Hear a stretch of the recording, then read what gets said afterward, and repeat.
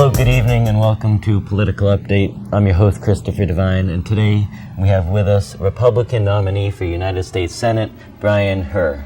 Thank you for being with us today. Glad to be here with you, Christopher. Thank you for having us. Sure, so start off by telling us a little bit about your background.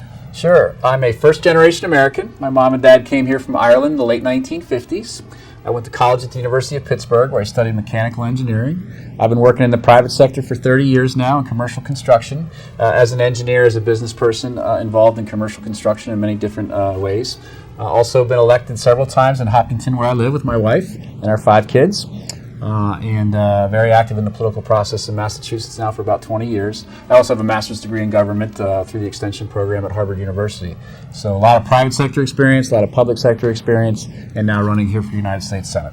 Sure, so what is it about your background that you think makes you a qualified candidate for to be our next senator? Well, I'm absolutely convinced, and I think anybody that looks into Washington, D.C. and sees what's going on down there would understand that we need some private sector thinking. We need some real-world experience in Washington, D.C. We have a lot of career politicians in Washington, like Senator Markey, that have been there forever, and they have their own little culture and their own little climate within the Beltway in Washington, D.C. They sort of talk at each other, they yell at each other, then they go home and think they've done a good job for the day.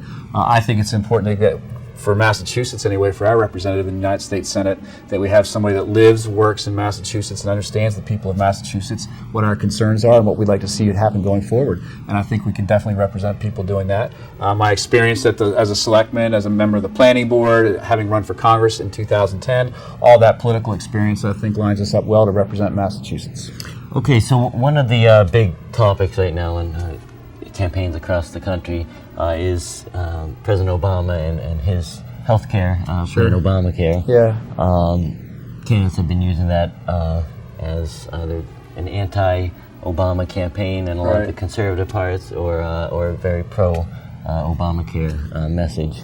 So what are your thoughts on Obamacare? Are you for it or against it, and why? I would not have voted for it were I in Congress at the time it was passed for a lot of different reasons. First and foremost, no one knew what they were voting for, and now we see the results of all that. Clearly, it's not working very well. It's not an organized piece of legislation. It's creating all kinds of chaos in the healthcare market. I recently had a debate with Senator Markey on NECN where we talked about this for several minutes, and I pointed out to him then, and we've talked about it since, that my mother had her insurance of 40 years canceled in September.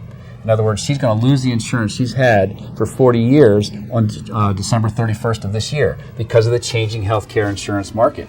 And that story can be repeated thousands of times, millions of times over across America. We need healthcare insurance at the state and local, at the state level, managed at the state level, not at the federal level. It's just too big. It's too unwielding. We've got to get it back to the states so people can manage their own healthcare in their own state.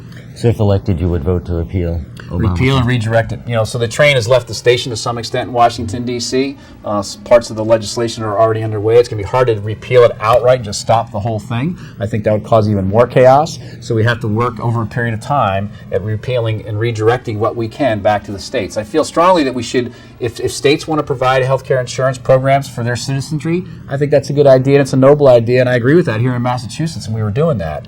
I just think it has to get back to the state level, though, so it can be manageable. Right now, it's not manageable in Washington, D.C. Okay, another big issue is play the Second Amendment right, is gun control. Senator Markey has voted almost every time aligned with his party and against the Second Amendment for gun control. Right. When Gabriel Gomez ran for U.S. Senate last election, also against Markey, he took a more conservative position on the stance, saying he's not against an assault weapons ban. Yeah. Do you agree with his stance on that? My point is, or position is this. I believe people have a right to own a gun per the Second Amendment. I don't believe that right, though, extends to everything and every bit of technology and every weapon available today. There's an awful lot of very dangerous weapons out there, many of which are weapons of mass destruction. I don't care what we call the weapon so much, or what the weapon looks like. My concern is what the weapon can do. I would be opposed, and I would oppose, and I would support legislation that would limit the size of magazine clips that can go into guns, for example. But again, I don't care what the gun looks like so much as what it can do. I don't know why anybody would ever need a 100-clip magazine in a gun, living here in Massachusetts or anywhere in America for that matter. Those that make the argument that, well, I have a right to own a gun per the Second Amendment, I have a right to defend myself per the Second Amendment, and I have a right to challenge my government should they become tyrannical in some way, shape or form, per the Second Amendment, and therefore I have a right to own a nuclear weapon too. I mean, there's those people that make those arguments that I think really put their gun ownership at risk because they embolden the other side. When people make outlandish statements like that, I think it further, enrages the others that want to take all guns away. And I don't believe we should allow all guns to be taken away. And I don't support the fingerprint technology that Governor or Senator Markey is talking about as well. I don't think that's. I have an iPhone. We all have these phones, and the fingerprint technology doesn't always work there. In a crisis situation, you can't be figuring out whether your gun's figuring out, knows whether it's you or not. So I would push very hard to have reasonable gun control, gun safety measures in place across the country. But I would never take away a person's right to own a gun. Okay, and Senator Markey's approval ratings, especially recently, have dropped very low. Yes. They're bordering around 50%, give or take a few percentage points. Yet he still seems to be high up on the polls when you look at this Senate race. Why do you think that is? Well, the power of incumbency is very difficult to overcome. The power of incumbency on the Senate side, on the House side right now, is probably running about 92%. So that means anytime an incumbent goes up for re-election, 92% of the time they're going to get returned to office. Even though over 80% of Americans disagree. That's right. With the national congressional approval rating at about 14%, the individual person is always looked at a little bit differently. The challenge for me is making sure people understand that there is a race for U.S. Senate. Senator Markey has not campaigned in 2014 in any measurable way. He is trying to slide in. He's hoping that the people of Massachusetts don't even know there's a race, and he's hoping that the people just show up and say, "Oh, there's a race for United States Senate. Well, I'll guess I'll vote for the guy that's already there." And I think that that's a great disservice to the people of Massachusetts. We called for 5 debates. He only gave us 1. It was 30 minutes, and it was on a Friday evening. So, we've had to really scratch and claw our way through this process, given the fact that he refuses to campaign. But I think the voters on November 4th are going to stand up and say, what do you mean there's a Senate race? Why didn't you do anything? Why didn't you do all these debates? Why didn't you come out and talk to me like we have done? We've campaigned very, very hard, and the polls are directional. And while the polls show some numbers that some would be concerned about, we're not, because we know that polls have been shrinking very quickly, and we're very optimistic about our chances on Tuesday. A lot's going to have to happen. I get it. But I think if Charlie Baker does well in the race for governor, we continue to work very, very hard ourselves, and the other candidates that are pulling out the voters across Massachusetts do their thing, we'll be successful come Tuesday at 8 o'clock. Okay, and you had mentioned that you ran for Congress back in 2010. I did, yes. What are you doing differently this time around on a national scale than you did back in 2010? The whole party's doing a lot of things differently this time. I'm running as a registered Republican here in Massachusetts. I'm a self-professed moderate-type Republican. I believe in spending your money wisely, but I don't want to tell you how to live your life.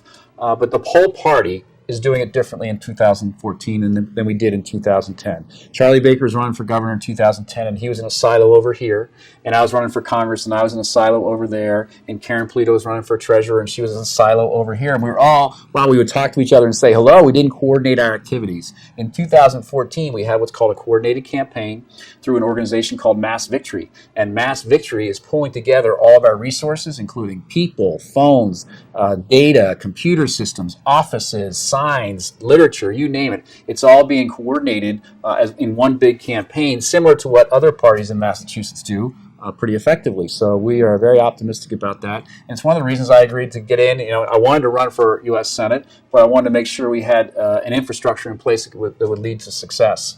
And I saw that with this Mass Victory organization. It's one of the reasons I got in.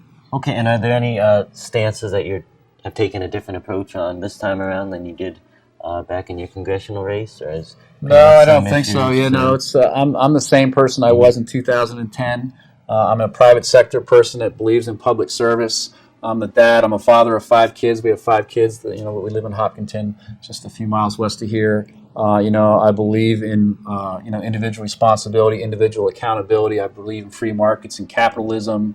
I believe that the government should stay out of our lives, should stay out of our bedroom. And I think when the government reaches into our wallet, when we pay those taxes out, that the government owes them a return on that investment. So That's my basic values, and those values are the same then as they are now. Okay, well, thank you very much for being with us today for this interview. And if people want to find out more about your campaign, you have a website? Yeah, there's a website. It's brianherr.com. It's BrianHerr.com. There you can learn more. There's also a Facebook under my name, Brian Herr, and there's a Twitter account at Herr for Senate, all of which have a lot of information about the campaign. And we'd appreciate people checking it out. And most importantly, we would hope that people will go out on Tuesday, November 4th, this coming Tuesday, and vote for Brian Herr for United States Senate. The way I explain it to people so they remember, because the name is a little bit different, you don't vote for him, you vote for her. Okay? Okay. And you got it too. There you go. Well, there you have it. Brian Herr for United States Senate is the Republican nominee, challenging Ed Markey this Tuesday. Thank you very much again for being with us today. Glad to do it. I'm Christopher Devine, and this has been Political Update.